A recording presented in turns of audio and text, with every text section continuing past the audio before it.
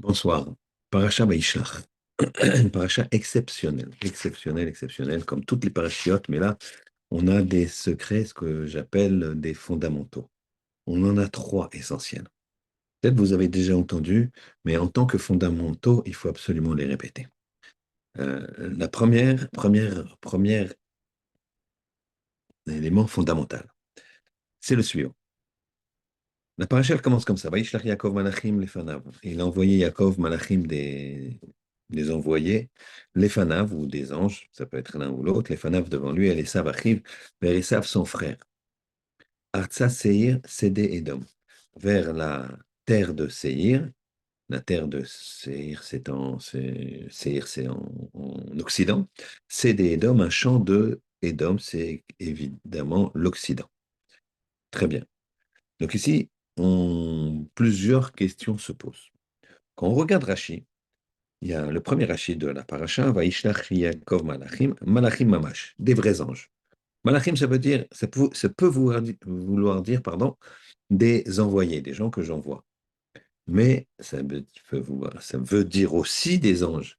Et là, Yaakov envoie vraiment des anges. Ce que nous dit Rashi, c'est que Malachim, c'est des anges. Il envoie des anges. Or, il y a un grand principe. Et c'est la première question. Comment ça se fait qu'on envoie des anges alors que tout ce qui est miracle, d'accord, on le fait que quand je peux le faire que par le bien d'un miracle. Mais ici, envoyer des anges vers Esav, pourquoi pas envoyer des malachim, des envoyés, des hommes? Pourquoi des anges? La, la, la, la Gemara nous raconte qu'une fois, hein, Rabbi Hanan ben Dossa, il a vu sa fille, une histoire connue, sa fille qui était triste. Pourquoi? Parce qu'elle s'était trompée, elle avait mis du vinaigre au lieu de l'huile pour les bougies de Shabbat, et donc ça n'allait pas allumer. Le Rabbi Hanan ben Dossa lui a dit, mais écoute, regarde, le fait que Akadosh Baruch Hu, il fait brûler il fait brûler l'huile, il peut faire brûler aussi avec le vinaigre. Et ça a marché. Très bien. Elle a allumé le vinaigre, ça a marché. Mais par contre, il y a une autre histoire où il y a un père et son fils qui étaient propriétaires d'un champ de figues. Et voilà qu'on arrive le soir, ils n'avaient pas de quoi payer les métayers, les ouvriers quotidiens qui venaient chaque jour et qu'ils avaient besoin de manger, de prendre leur salaire chaque jour. Eh bien, ils n'avaient pas de quoi payer. Le père est parti chercher de l'argent quelque part. Et en attendant, le fils, il a vu que son père n'arrivait pas. Et il a dit au figuier, figuier, mûri, mûri. Fais mûrir tes fruits. Le figuier a obéi, il y a eu un miracle, et il a dit aux ouvriers, ben, payez-vous en nature, puisque vous avez faim et vous avez travaillé pour manger, ben, mangez les figues. Ça lui a coûté la vie. Pourquoi? Parce qu'il a déclenché un miracle. Il n'y avait pas lieu d'être. Il fallait attendre patiemment, tranquillement, que son père revienne. Pourquoi tu as précipité les choses? On voit donc que quand on déclenche un miracle, on demande un miracle, c'est qu'on ne peut pas faire. Quand on ne peut pas faire les choses de façon normale. Vous allez me dire, tout est un miracle. D'accord, mais il y a différentes étapes. C'est vrai qu'un miracle, d'avoir des enfants, c'est un miracle, de vivre, c'est un miracle, de parler, c'est un miracle, de réfléchir, c'est un miracle, d'avoir de la mémoire, c'est un miracle. Vadaï, mais c'est caché dans une certaine nature, entre guillemets. Là, on parle de miracle mamash. Il envoie des anges, mais envoie des hommes. Pourquoi tu envoies des anges? Très bien. Les fanaf devant lui, ça c'est aussi une question évidente. Vous avez deux points, l'un qui relie l'autre, c'est forcément devant. Si lui il veut envoyer quelque chose à lui, il va l'envoyer devant. Il ne peut pas l'envoyer par là, ou par là, ou par là. Il l'envoie devant, je ne comprends pas. Dans deux points, il y a une droite. Donc les fanaf aussi, ça veut dire quoi? Et les savachif, et savent son frère.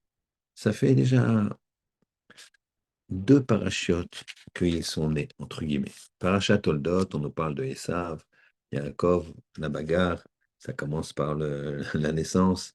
La parachat Toldot, elle finit par la bracha de Yitzhak, l'un à Yaakov, l'autre à Esav, ce qui reste en tout cas, etc., etc. Puis Esav, il déteste, euh, il déteste Yaakov. Maintenant, Yaakov, il tremble d'aller, tremble. Et ce qui est marqué, c'est très étonnant. Et pourquoi il tremble? On parlait de retourner en Canaan, de voir son frère Esav. Donc ici, pourquoi tu me dis Esav arrive? On sait quand même. On n'est pas très très intelligent, on n'a pas tellement de mémoire, mais Esav, on sait que ça arrive. Donc, troisième question. Quatrième question, Artsasir. En terre de Séhir, Zédé, Édom, un champ de Édom. Artsa Séhir, la terre de Séhir, c'est en Occident, mais il n'est pas en Occident. Jacob, une des raisons pour lesquelles il avait peur, c'est que lui, il n'avait pas servi ses parents pendant les 20 ans quand il était chez Lavan. D'ailleurs, je précise qu'il est parti 34 ans, parce qu'il est parti aussi 14 ans à l'Yeshiva. Mais quand tu es à l'Yeshiva, on ne te reproche pas d'avoir un manque de kibbutz d'Avaim. Si tu es en train d'étudier, il n'y a pas de problème de kibbutz d'Avaim. Par contre, si on est en train de faire autre chose, ça c'est, il y a un manque. Il a eu raison, Yaakov, de faire ce qu'il a fait. Mais il y avait un manque dans le kibbutz d'Avraham, que ce manque-là n'avait pas eu Esav. Alors, il avait peur de ça. Parce que Esav était en Canaan. Yitzhak n'a jamais quitté Canaan et Eretz Kodesh, la Terre Sainte. Et donc, il était là-bas, il faisait kibbutz d'Avraham là-bas. Donc, de quoi il a peur, Yaakov? Si Esav était en Seir. Or, il envoie des messagers en Seir. C'est pas la bonne adresse. C'est des Édom, et je sais que Seir, c'est un champ de Édom, que c'est un champ de l'Occident. Donc, j'ai toutes ces questions. Une autre question qui est encore une question. Les anges y reviennent, ou les envoyés reviennent, et lui donnent, nous revenons, et voilà que Esav il vient avec 400 hommes avec lui. 400. Pourquoi la Gemara nous précise 400? Il suffisait de dire Esav vient avec des hommes, et bon, on sait qu'il est, quand tu viens voir ton frère, tu viens avec un détachement, un bataillon, on a bien compris ce que tu veux faire avec ton frère. Donc, pourquoi on ne précise 400? Dit qu'il vient avec des hommes. On se doute que c'est des hommes armés, on se doute, etc. Pourquoi tu me donnes le chiffre? Vaïra Yaakov Meod, Vaïetzerlo. Bah. Là, hein, pas ce qu'il dit, Vaïra Yaakov. Il a eu peur. Ira, c'est une crainte. Yaakov. Meod, beaucoup. Vaïetzerlo, il a une angoisse, mais c'est-à-dire c'est terrifié. On parle de Yaakov Avinu. Yaakov Avinu qui, dans la paracha précédente, il n'avait pas peur de dire à des bergers syriens, irakiens, des gens qui imaginaient, on connaît la barbarie de certains de nos jours, alors imaginez à l'époque, et ils leur disent, qu'est-ce que vous faites? C'est pas le temps de se reposer, pourquoi vous ne faites pas boire vos troupeaux? Et il n'a pas eu peur de leur dire ça. Il n'a pas peur de se confronter, il est tout seul. Il pouvait venir et lui dire, mais qu'est-ce que tu nous traites de quoi là? Et d'ailleurs, ils lui ont donné une réponse gentiment. Donc, ils ont été impressionnés. C'est vrai qu'il a dit Achaï, mes frères. Quand tu veux faire une remontrance, fais-la avec chaleur. Montre que tu aimes la personne. En tout cas, il n'a pas eu peur. Et là, il a peur. Vaïra Yaakov, Meod, Vayetzerlo. Vaïra, il a peur. Meod, beaucoup, Vayetzerlo, il est angoissé. Alors, qu'est-ce qu'il fait? Stratégie. Vayachot Zetam. Il va partager le peuple en deux camps. Il se dit, si Esav il va attaquer un camp, l'autre camp, il aura le temps de s'enfuir. Que je garde quelques ressources. Chas Shalom qu'il y ait un problème.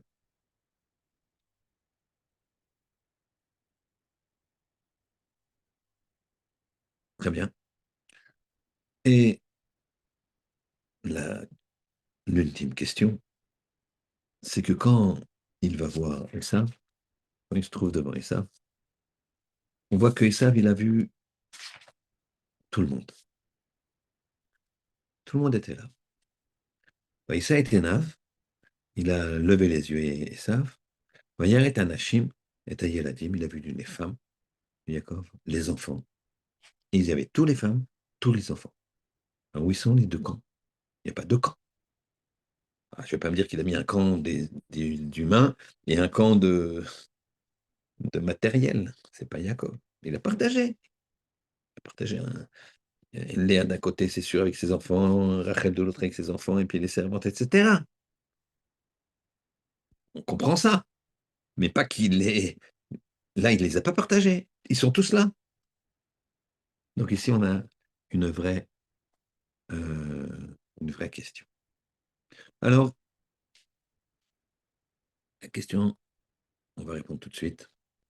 Et on reviendra après au deuxième fondamental.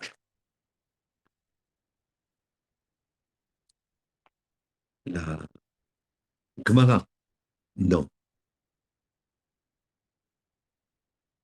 Megillah, Davav, Hamoud, Aleph en bas et Hamoud Bet en haut.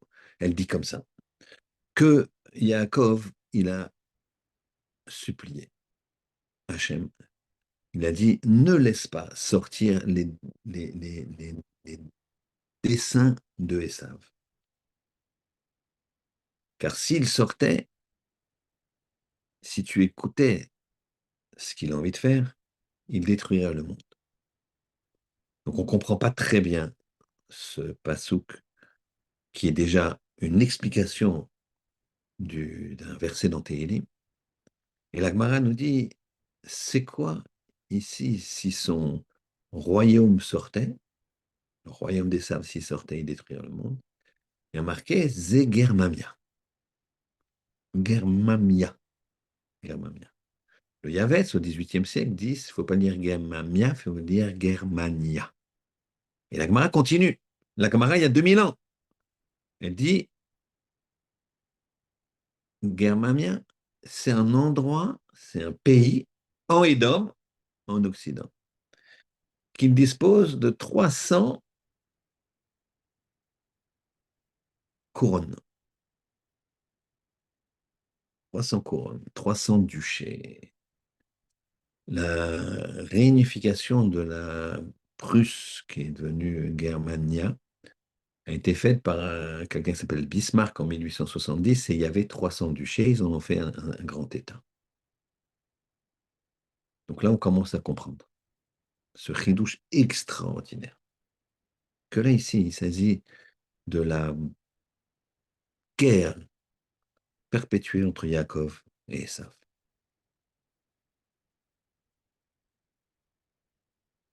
Il y a une guerre ici dans la Vaishlach de Yaakov et de Esav, les enfants de Yitzhak, et il y a une guerre sous-entendue de celle des Juifs et que veulent persécuter les nations, ce qu'on appelle Esav. Et donc maintenant on comprend. Vaishlach Yaakov, Malachim, il a envoyé des anges dans le temps. Les Fanav, c'est dans le temps. C'est pour ça qu'on dit les Fanav. C'est pas que je mets deux droites là entre Yaakov et Esav de l'époque. C'est entre Yaakov et Esav dans le temps. Donc c'est les Fanav, Yaakov, il a envoyé pour les générations d'après. Et Esav arrive. Alors il dit Esav, c'est son frère. Esav, c'est son frère. Et les frères ennemis, ça vient de là. Et on dit attention, ce qui arrive, c'est parce que c'est Esav. Arrive. Artsa Seir. On comprend maintenant que c'est dans la ville de Seir. Cédé Édom, le champ de Édom, le champ de bataille. Champ de bataille, on dit, en Occident. Pologne, Russie, Allemagne. Tous ces endroits où les Juifs ont été déportés et massacrés. Cédé Édom, le champ de bataille, la guerre de Édom. C'est une guerre d'Édom, c'est pas une guerre de Juifs. Donc on répond aux questions. Extraordinaire ce saut dans le temps. Ce que nous dit la Gemara dans Megillah. La suite, il a partagé. Il n'a pas partagé. Il n'a pas partagé. Puisque, et ça va vu tous les enfants et toutes les femmes de Yaakov alignés l'un après l'autre. Donc il n'a pas partagé dans son camp. Là aussi, c'est les rabbinim à l'époque qui disaient qu'il fallait prévoir de s'enfuir ou en Terre Sainte ou aux États-Unis. Que là, on serait protégé. Mais il ne fallait pas rester.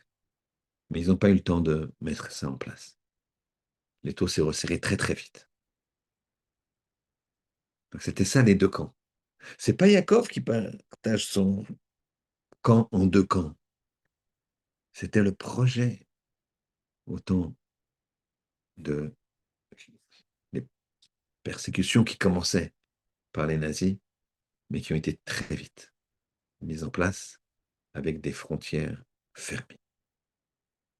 Et enfin, on a le meilleur de Yaakov quand il a dit qu'on lui a ramené que finalement, il venait avec 400 hommes.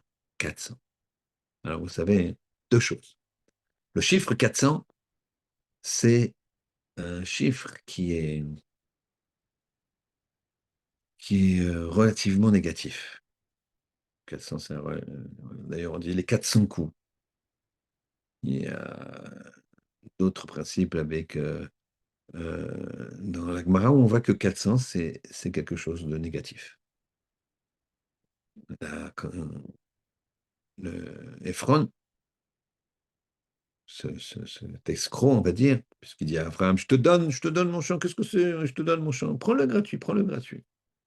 En fait, il voulait le prendre, et Abraham, il ne se laisse pas faire, il dit, non, non, je ne le prends pas gratuit. Ephron n'avait aucune intention de le donner gratuit, aucune. Mais vous savez, dans les affaires, quand quelqu'un dit, on s'arrangera, et puis ensuite, il y a quoi? Ensuite, il lui dit, il lui envoie une, euh, une note bien salée. Il dit, mais c'est quoi ça? C'est trois fois le prix. Mais je te dis, on s'arrangera, hein. Tu vas être obligé de t'arranger parce que sinon, je ne donne pas le reste de la marchandise et tout ce que tu as reçu déjà, tu peux le mettre à la poubelle. Donc, il faut toujours être clair. Donc, Abraham, il dit, non, non, non, non, je paye, je paye.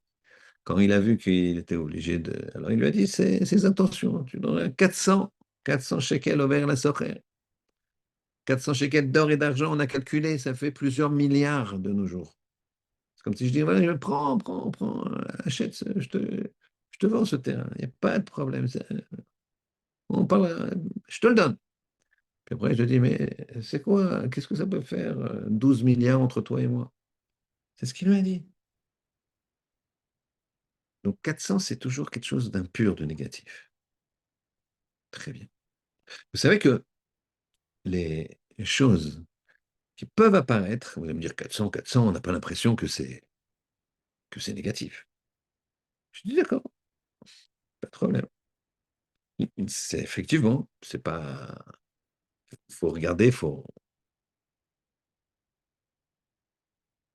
À ce moment-là, je vais te dire quelque chose. 400, ça n'a pas l'air négatif dans ce monde. Mais tout ce qui est négatif dans ce monde et qu'on le voit pas, qu'on le voit ou qu'on ne le voit pas d'ailleurs, dans le monde d'en haut, il est à l'envers. D'accord? C'est ce que dit là Gemara. Les grands, ils seront à l'envers. Les grands de ce monde. Quand je dis les grands de ce monde, c'est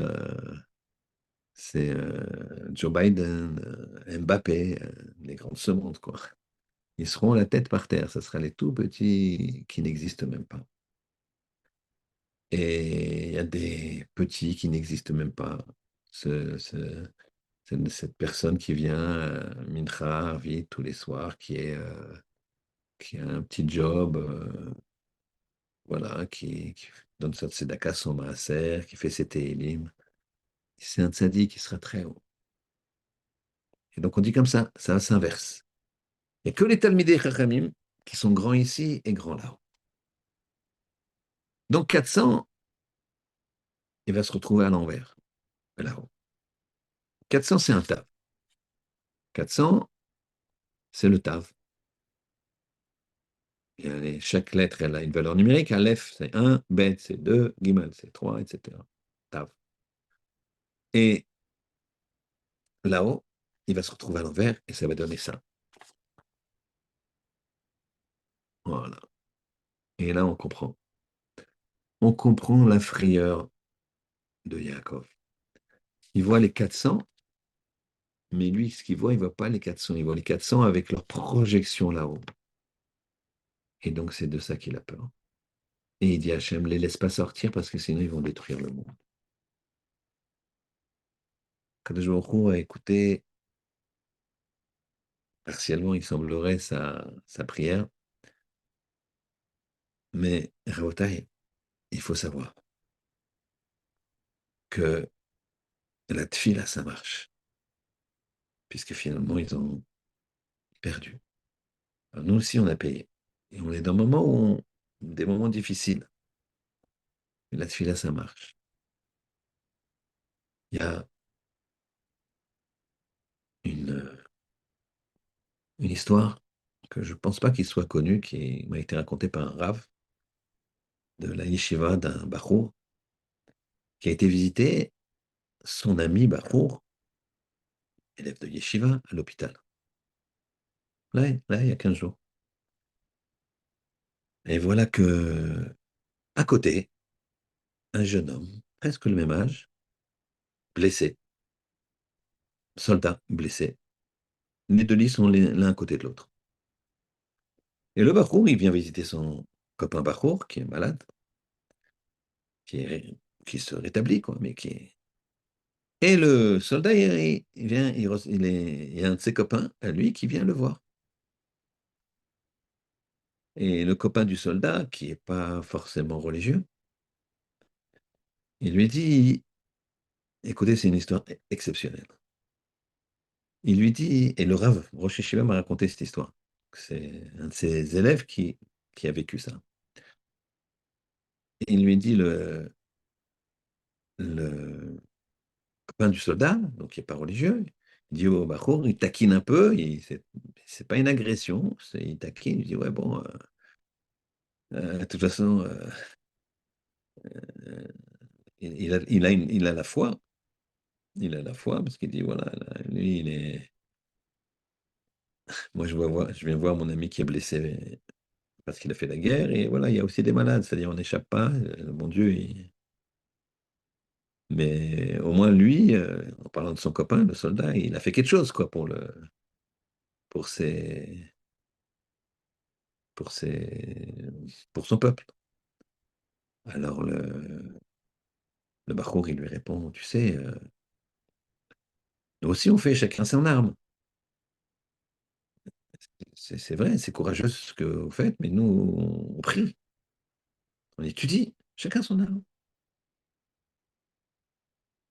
Et il dit, ouais, moi, quand même, bon, la prière. Il dit, non, moi, j'ai changé ma prière. D'ailleurs, je prie pour un chayal. Je prie pour un chayal, j'ai pris sur moi un chayal, il y a un nom, ça a été circulé dans les yeshivot, chacun prenait un nom, et sruto, pour le srut de ce chayal, il s'engageait à prier, à faire des choses, à jeûner, à veiller plus, à s'investir dans le limoud. Et l'autre, il dit, ouais, il dit, si, regarde. Il lui montre une page sur laquelle il avait le nom du chayal avec un Télim pour faire Télim aussi dès qu'il pouvait. Et il lui a dit, voilà, t'as le nom, Shlomo ben Léa, on va dire Ashkenazi. Ça a beaucoup d'Ashkenaz en Israël. Là, le nom, c'est inventé. Le copain du soldat, il a failli se trouver mal. Il dit, mais c'est lui. C'est-à-dire que le Bachour qui est venu visiter son copain Bachour, qui est malade, et qui est allongé à côté d'un soldat blessé, et ben le Bachour qui est venu le visiter, il priait pour un Khayal qui est ce blessé-là. Incroyable. Et les quatre personnes sont. Alors, celui qui est pas religieux, qui est venu visiter son copain, soldat, il dit au Bachour, quand tout le monde s'est remis un peu d'émotion, quel hasard incroyable, il lui dit, bah, tu vois, ça n'a pas marché, hein. Alors l'autre, il lui dit, bah, je ne sais pas, peut-être ça aurait pu être plus grave, peut-être, je ne peux pas te dire. Je peux pas te dire. Et à ce moment-là, le soldat blessé dit, c'est très possible que c'est un marché. Il dit à son copain, parce que plusieurs fois, des balles ont sifflé autour de ma tête, mais j'ai senti vraiment frôler à quelques centimètres. Jusqu'à ce que ce fameux jour-là, à 16h30, ce mardi-là, à 16h30, j'ai pris cette balle dans l'épaule et me voici ici. Et là, le Bachour qui est venu visiter son copain, le Bachour, il a, il devient pâle, il a presque un malaise, presque un malaise. Il dit que mardi 16h30, il y a 15 jours. Oui, oui, c'est ça, je me rappelle, parce que j'étais en train de regarder ma montre. On nous a dit qu'il fallait se replier à 17h. Je regarde ma montre au moment où j'ai reçu la balle. Et c'était un mardi, puisque. Ouais, et l'autre, il se sent pas bien. On lui donne du sucre. Il est dans un hôpital, donc il est vite remis sur pied. Et il se met à pleurer. Il se met à pleurer. Il dit, tu dois m'excuser.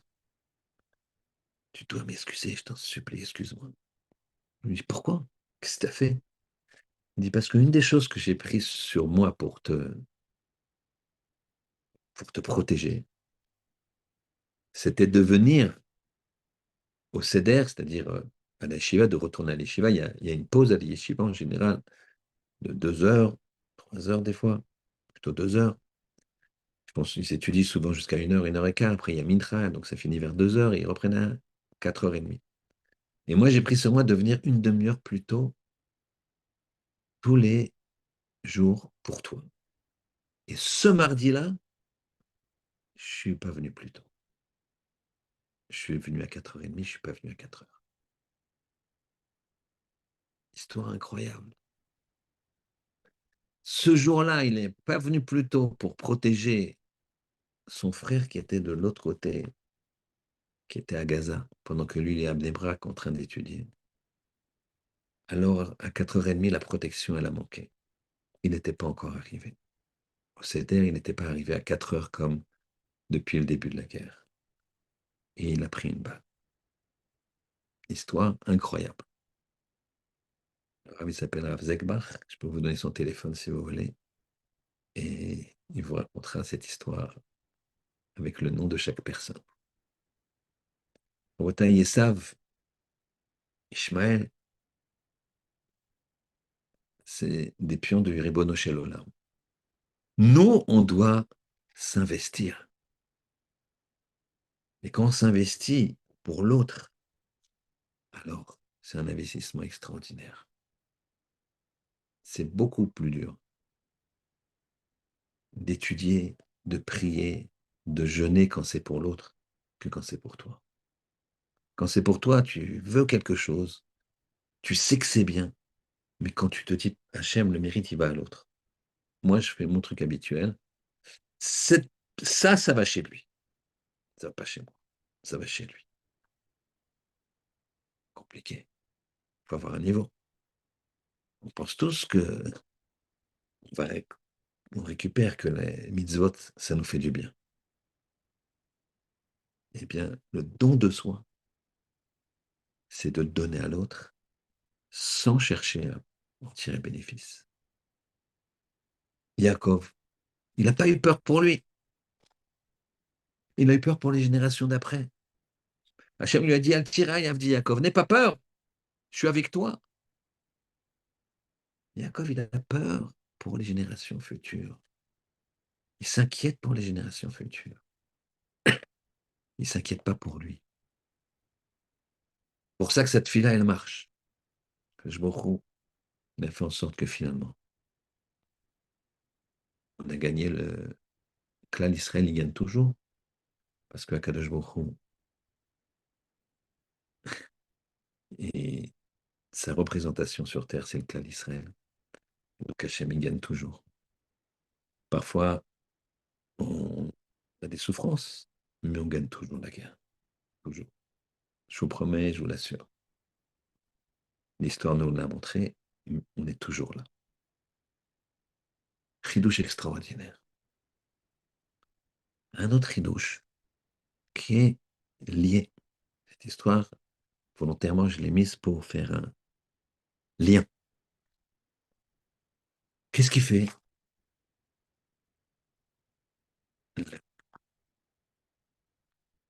Jacob, il va faire un, un- voilà. Il cracher Mamako. Qu'est-ce qu'il fait? La veille de la confrontation avec Esav, il se bat avec l'ange. Et finalement, il va gagner. Et qu'est-ce qu'il va faire, Yaakov? Il va appeler l'endroit Péniel. Péniel, la face d'Hachem. L'endroit où il a combattu avec l'ange, il l'appelle Péniel.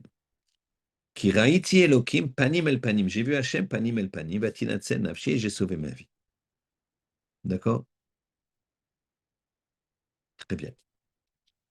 Et après, il va voir Esav. Péniel, c'est quoi? Péniel, c'est quoi? Alors, Péniel, ça veut dire voir Hachem panim el panim. Mais vous savez que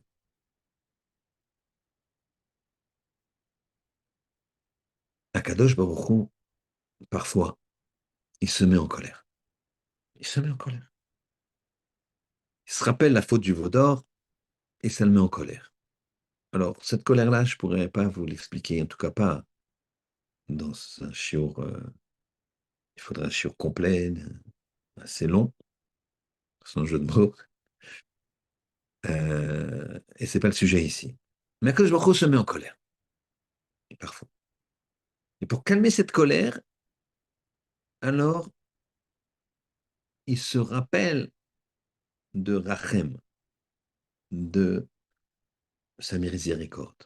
Il rappelle sa miséricorde, il lui dit, viens, viens, viens calmer ma colère.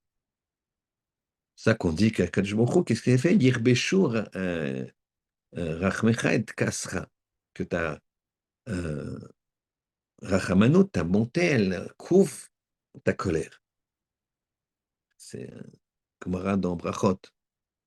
Rabbi Shmuel Ben Elishe Kohen Gadol. Le jour de Kippour, Lifnaïm et Lifnim, il y a des ketorettes partout. Tout d'un coup, il voit Hachem, entre guillemets, euh, une image, entre guillemets, de la Shrina, après des centaines, des milliers, des milliards, je ne sais pas, de filtres par rapport à Hachem. Donc, il voit une certaine forme. Il dit, j'ai vu à Akatriken, j'ai vu Hachem à Akatriken Keter, avec sa notion de couronne. Et il m'a dit, Ishmael béni, Ishmael mon fils, Bacheni, bénis-moi, bénis-moi. Ishmael, heureusement, Hachem, il sait que Hachem, il prie. Hachem prie. Qu'est-ce qu'il prie? Yiratsan milefanecha, que ce soit ma volonté de devant moi, chez Yirbeshu rachmecha, et kasra, que ma rachamim, et je monte ma main droite exprès, Yirbeshu et kasra recouvre ma colère. D'accord? Et kassi, pardon. Chez Yirbeshu et rachmi, d'accord? Que ma rachmanout recouvre ma colère. Donc elle la bloque. C'est ça que quand on prie, la droite c'est toujours le chesed, la gauche c'est le din, alors on met la main gauche et on la met la main droite dessus pour comme la bloquer, comme ça on doit prier. Donc il sait qu'il dit ça à Hachem, que ma bonté recouvre ma colère, bloque ma colère, et donc il lui dit bah, que ta bonté bloque ta colère. Ouf, il a la chance, il connaissait la prière, comment Hachem y prie, donc il a prié dans ce sens-là. Et donc, comment il bloque sa colère, Hachem? Berachem, avec la bonté. Et c'est ce qu'on dit en trois mots. une phrase qu'on dit que ce soit Ashkenaz ou Sfarad, on a la même phrase de trois mots, bien que les Tachanounim, après la Hamida, hein, quand on fait les supplications, les Tachanounim, c'est très, très différent, Ashkenaz et Sfarad, très, très différent. Mais il y a cette phrase de trois mots qui est pile la même. Berachem, Berogez, Rachem Tiskor. Berogez, dans ta colère, Rachem, Tiskor, Tiskor. Rappelle-toi de Rachem, de ta montée. Donc c'est ça, dans ta colère, rappelle-toi de ta montée. Très bien. Maintenant, regardez. Regardez quel est le moussard ici fantastique. Un homme, il doit être comme le Ribono Shel Olam. Il doit être à l'image du Ribono Shel Olam. L'image du Ribono Shel Olam, entre guillemets. Donc ce que fait Hachem, je dois le faire. Donc moi aussi, quand je suis en colère, je dois mettre Hachem. Cet associé-là, c'est pas correct, c'est pas correct. Hachem. Ma femme, pourquoi? C'est pas normal, chaque fois. D'accord? Je savais qu'on irait plus chez ses parents que chez les miens au début du mariage. Mais ça fait 13 fois de suite, ça fait un peu beaucoup sur une fois. Et encore, c'était parce que c'était l'anniversaire de ma mère. Mais sinon, elle m'a dit, bon, d'accord, je te fais plaisir. Ah, faut pas exagérer. Ah. Rachem Tiskor. Berogez Rachem Tiskor. Quand tu es énervé, rappelle-toi de ta bonté. À tout moment, rappelle-toi, mets de la bonté dans ton énervement. Maintenant, on va regarder. C'est quoi Rachem? Sachez que Rachem, c'est comme Rechem. Rechem, c'est la matrice. Rechem, c'est la matrice. Rechem, c'est Gematria 248. 248, c'est quoi? 248 mitzvot positives. On y va, on y va. Tu veux bien faire les mitzvot positives, tu vas avoir de la rachmanout. Pourquoi tous les gdolim, ils ont une rachmanout exceptionnelle? Exceptionnelle. Ils ont un cœur inimaginable. Les gdolim, ce que je vois, qui dit référencie, ce qui se voit, c'est que un gadol, c'est un Talmid Chacham. Il y a beaucoup de Talmidei Chacham, il y a des grands Talmidei Chacham, ils connaissent toute la Torah par cœur. Le gadol, il a le chesed. Un énorme chesed. Énorme, énorme, énorme, énorme. Avec les midot. C'est difficile d'avoir du chesed si t'es pas humble, si t'es pas un ave. Donc les midot, le chesed, c'est ce qui veut faire que le Talmid Chacham devient un gadol. Un gadol ado. Un gadol ado.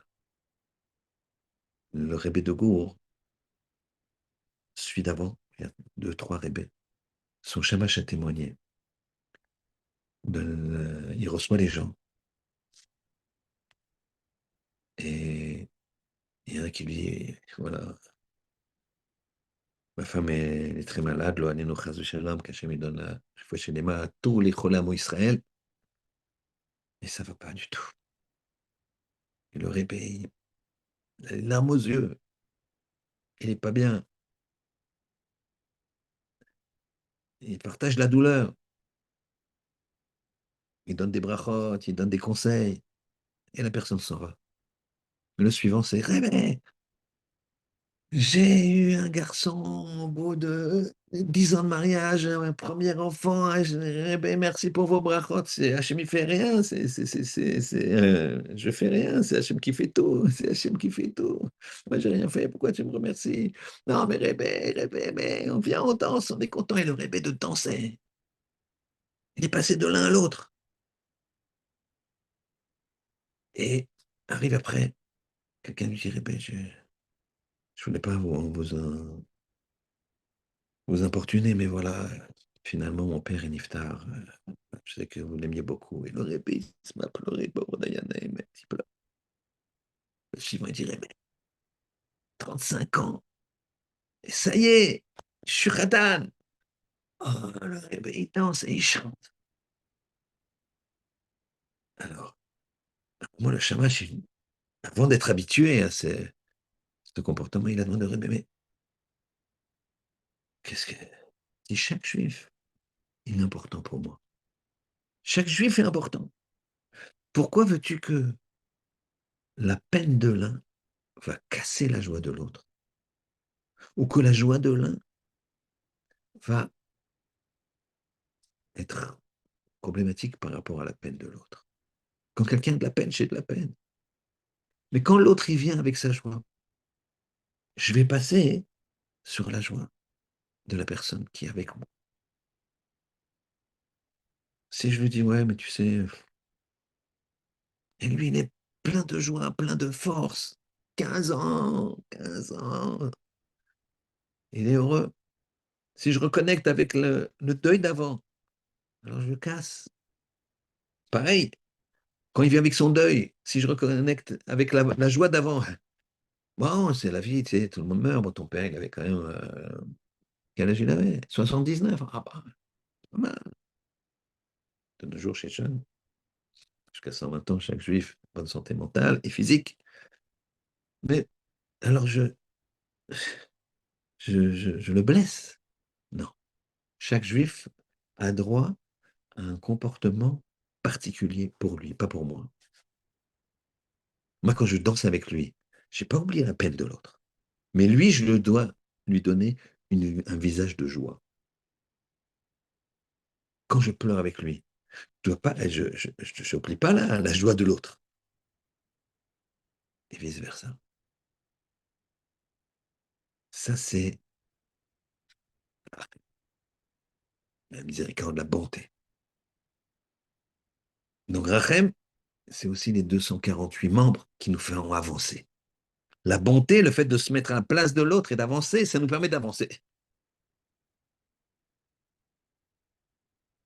Alors, écoutez bien. Berogez Rachem Tiskor. Vous pouvez vérifier. Je vais vous l'écrire. Je l'ai déjà écrit, mais c'était Berogez. Berogez, c'est une guématria, où c'est 216.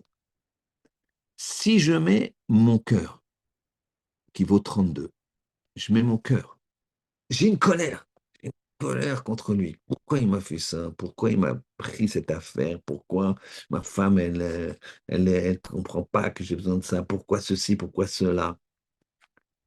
Si je mets mon cœur, j'obtiens Rachem. Voilà, 248 égale Rachem. Donc la colère, 216, plus le lève, 32, le cœur, égale Rachem. Donc, Berogez, Rachem, Tiskor. Souviens-toi dans ta colère de ta bonté. Souviens-toi, dans ta colère, souviens-toi de ta bonté. Ça fait 248, un Rachem. Extraordinaire. Maintenant, c'est pas suffisant. Il faut pas mettre seulement le cœur, il faut mettre l'œil, il faut t'habituer. Aïn, l'œil. Aïn, l'œil. Le bon œil. Vous savez, il y a deux yeux. Il y a l'œil droit, l'œil gauche. L'œil droit, il est censé être chesed, l'œil gauche, il est din. Alors, c'est pas forcément exactement, mais c'est comme ça qu'on voit, puisque c'est quand même une halakha d'attraper les choses par la main droite. Quelqu'un qui monte sur le siège de Sandakut, il doit mettre le pied droit. Celui qui monte sur sa choupa, il doit mettre le pied droit d'abord, etc., etc. Donc la droite, c'est toujours chesed. Donc l'œil, tu mets l'œil de chesed dans ta rachem, dans le moteur, dans la rachmanout, et tu obtiens quoi? 378. 378, c'est Béchalom. C'est Béchalom. C'était la paix. Béchalom. 378, c'est Béchalom. La paix. Tu seras dans la paix. Et c'est également malbouche, un vêtement. C'est-à-dire que si tu es dans la paix, tu es Béchalom, alors tu te mets toi et ton environnement et la personne en face de toi dans un système de shalom. Mais c'est pas fini. Il y a plusieurs notions de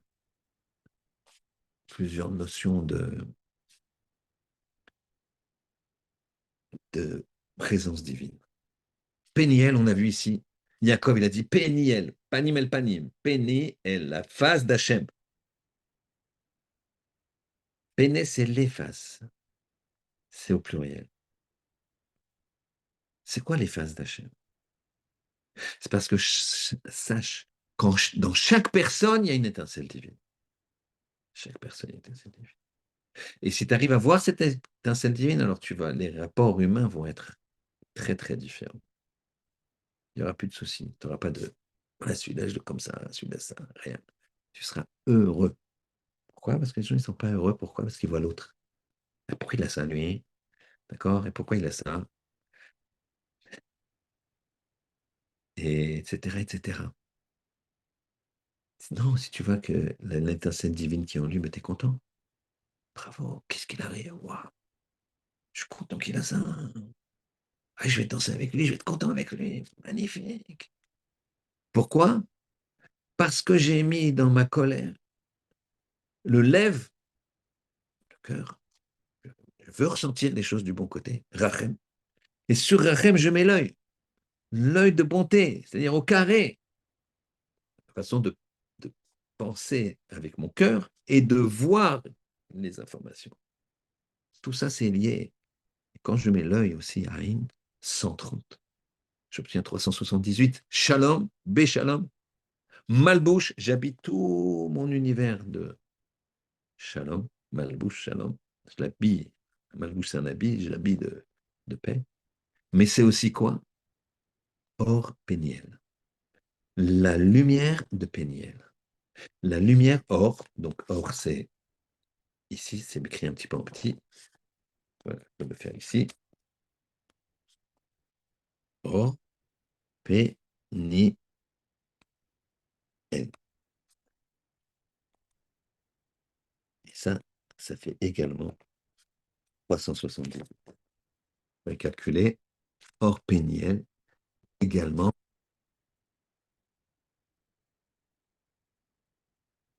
378. Également 318. C'est-à-dire que tu vas arriver, si tu imposes à ton cœur de mettre de la rahman, de la rahmanout, de la bonté, tu imposes à ton œil de voir les choses dans de la bonté, alors tu vas réussir à voir hors péniel la lumière, l'étincelle divine qui est dans ton prochain. Et tu verras ton prochain que du bon côté. Et sache que le voleur, quand il vole, il est sombre. Il ne vole pas tout le temps. Attention, je ne dis pas que c'est bien, ce que je veux faire comprendre, c'est que c'est pas 100% quelqu'un de mauvais. Il n'y a pas 100% quelqu'un de mauvais. Dans sa vie, il y a des moments. Le voleur, il prie, nous dit le Rambam. Il prie. Il prie de ne pas se faire arrêter. Il prie que son vol marche. Est-ce que c'est une fila ou pas? Il prie. Il y a une valeur dans cette fila. Je n'ai pas dit que c'est bien encore. Ça aussi, ça nécessite d'être décortiqué, d'être analysé. Mais il y a une valeur. Donc, il y a tous hors péniel. Le problème, c'est que certains, le hors péniel, la lumière de la face d'Hachem, cette étincelle divine, elle est dans plein, plein, plein de fautes qui ont mis de la boue, et encore de la boue, et de la boue, et c'est pas qu'elle s'éteint. Ne croyez pas, elle s'éteint jamais, cette étincelle. Il y a une seule fois où elle s'éteint, Rahman Itzlan, Dieu préserve, c'est quand il y a des mariages mixtes. Là, celle s'éteint. Là, elle meurt. La descendance n'est plus juive. Quand la descendance n'est plus juive, alors cette étincelle-là, elle est partie. C'est le seul. La personne, elle peut faire tout ce qu'elle veut. Il sera très loin. Il sera, il sera châtié s'il mérite d'être châtié. Mais l'étincelle, elle est là. Il faut aller la chercher. Mais toi, tu n'as pas à juger. Tu dois mettre ton cœur, lève, et ton œil. Et tu verras le hors péniel. Cette lumière-là que Yaakov, il a vue. Péniel. Cette lumière, toi, tu ne peux pas voir péniel. Tu vois la lumière de péniel. Lumière, ça veut dire que c'est juste une projection. On ne peut pas voir ce qu'il a vu, Yaakov. Lui, il a vu Kiraiti Elohim Panim El Panim. Comment tu fais, toi, pour voir ça? Tu ne peux pas le voir. Tu peux pas le voir. Tu peux voir cette lumière, cette projection de ça. Derrière un filtre, il y a la lumière de du diamant. Diamant péniel, tu peux pas. Or péniel, tu peux. Il traverse le filtre. Ça, tu peux le voir. La seule façon de le voir, c'est d'habiller de shalom ton prochain, ton entourage, ce que tu vois, ce que tu comprends, ce que tu entends. C'est comme ça que tu seras heureux. Il n'y a pas d'autre solution. Et pour avoir la force de faire ça, pas à mon niveau, je, je répète ce que disent nos maîtres, un shiur du Miguel et Amukot. Et pour faire ça, il y a une préparation obligatoire, c'est d'être un Racham, d'étudier la Torah. Mais dans tous les cas, il faut tendre à ça. T'es énervé, mets ton cœur. Réfléchis. Il n'a pas la même vie que toi. Il a vraiment des problèmes. Il a mal au dos. Vous savez, parfois, on voit des personnes qui ont un certain âge qui sont un petit peu tendues, on va dire. Mais souvent, ils ont des problèmes de dos. Quand les personnes sont tendues, ils ont souvent des problèmes de dos. Le dos, c'est les nerfs. Et c'est normal avec l'âge, on a mal au dos, on ne peut pas se baisser, etc. Donc ça fait tac, c'est un pic. Donc c'est très très difficile d'avoir toujours le sourire. C'est pas évident. À ce moment-là, toi, hein, ta grand-mère, elle est comme ça. Ta mère, bah, au Hachem, elle a agi maintenant. Or, Péniel, regarde la scène divine. Regarde la Karatatov, tout ce qu'elle t'a fait, tout ce que tu lui dois, tout. T'es pas là sinon. Tout. Une fois aux États-Unis, il y avait une grand-mère que, qui était devenue très acariâtre, un milieu orthodoxe, très très désagréable. Tout celui qui venait, elle le déchirait. T'es venu trop tard, t'es pas venu, t'es venu trop tôt, et pourquoi tu fais ça? C'était terrible. Tout le temps agressif. Avec tout le monde, avec la femme de compagnie qui elle était avec elle, qui disait, écoutez, moi je peux pas. On est obligé de changer de femme de compagnie à chaque fois, de femme d'aide de ménage aussi à chaque fois, qui supportait pas que des critiques, c'est incroyable. Une petite fille, une petite fille, de toutes ces petites filles, continue à aller la voir. Et puis, comment tu fais? C'est ma grand-mère. Si elle n'était pas là, je n'aurais pas mon père. Et si j'ai pas mon père, je ne serais pas là. Donc, je la respecte et c'est dur, mais je me travaille. Or, Péniel, il y a une lumière éteinte chez elle. Et donc, je, je, je suis obligé je me travaille. Et je suis obligé de venir. Et je viens. Pour, elle vient, elle vient, elle frappe à la porte. Et là, il y a un problème. Ça ne répond pas. La porte est ouverte. Elle est venue un petit peu tard. C'est dans la demi-heure où sa grand-mère reste seule, sans la dame de compagnie ni l'aide de ménage. Elle ouvre la porte est ouverte. Elle monte dans la chambre et là, effectivement, elle voit sa grand-mère qui est allongée sur le lit, mais de façon un petit peu désordonnée. Elle a dû avoir un malaise et s'allonger comme ça. Elle appelle tout de suite Hatsala, les services aux États-Unis, le SAMU religieux, entre guillemets. Et ils viennent, elle va à l'hôpital, et là, ils l'opèrent d'urgence, et ils trouvent un problème à la tête, un kyste à la tête. Ils l'enlèvent, et quelques mois plus tard, elle est convalescente, mais il y a un changement incroyable. Elle est d'une gentillesse comme avant, comme 10, 15 ans avant. Et là, tout le monde s'étonne. Comment ça se fait? Alors, on dit, les médecins nous ont dit, c'est très possible, vu où la tumeur était placée, que ça coinçait un nerf, ou je sais je ne me rappelle plus dans l'histoire, c'était un air, entre guillemets, dit sympathique et un autre qui est antipathique. C'est un peu ça, je pense, quand on prend la chimie des médicaments ou les antidépresseurs, ça agit sur des canaux, des systèmes. Et donc, ça augmentait son agressivité. Voilà comment regarder, mettre le cœur, comme elle a fait cette jeune fille. Elle a sauvé la vie de sa grand-mère. Elle a mis le lèvre, le cœur et l'œil. Dans sa colère, bon, ça va, elle est désagréable, ma grand-mère. J'y vais plus, ça y est, tant pis, je sais pas marcher Rabbeinu. Non, non, non, tu y vas. Tu mets ton cœur dans ta colère. Tu obtiens 248, on avance. Tu mets l'œil, 378, le shalom. Tu enveloppes tu mets un autre manteau. Et ensuite, tu as quoi? Tu as Orpeniel. Et cette lumière que tu vois chez les autres, dans le visage de l'autre, eh bien, il resplendira sur ton visage. C'est ce qu'on appelle le route chez le Chesed. Mais ça, c'est une autre histoire. Qu'Hachem y fasse, qu'à l'exemple de nos pères, Avraham, Yitzhak, Yaakov, comment ils ont montré leur midote, qu'on puisse se rapprocher à 0,01%, je parle, pour moi, et à la Géoula, que je me il accorde la délivrance à tous les juifs prisonniers, la protection à tous les juifs au combat partout dans le monde, qu'on puisse faire tous une tchouva et nous rapprocher d'Hachem chaque jour, plus et plus. Shabbat Shalom.